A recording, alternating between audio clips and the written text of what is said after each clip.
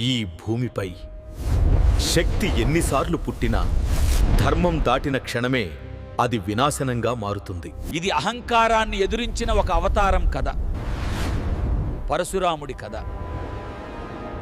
కార్తవీర్యార్జునుడు హైహయ వంశానికి చెందినవాడు.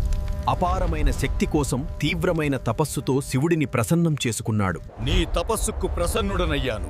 ఈ 1000 చేతుతో నేను 3 లోకాలను జయిస్తాను. విజయం నాదే.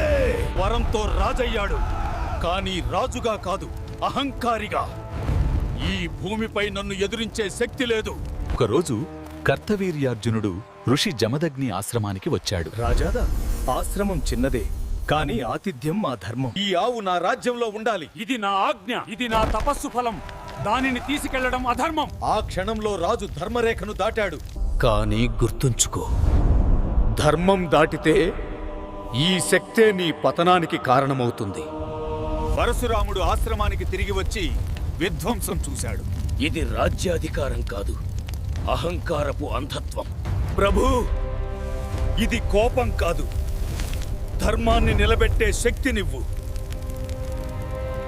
సహస్రబాహుడు పరశు పట్టిన బ్రాహ్మణుడిని చూసి నవ్వాడు.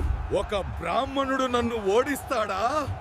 1000 చేతులు ఒక్కొక్కడిగా నేల చేరాయి. నా శక్తే నన్ను నాశనం చేసింది. అహంకారానికి అంతమొచ్చింది.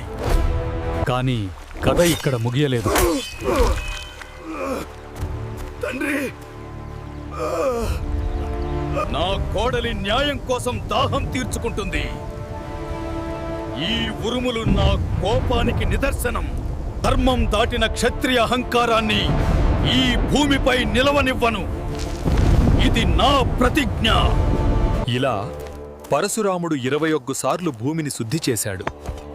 ఆయన కోపం కాదు, ధర్మానికి ఆయుధం.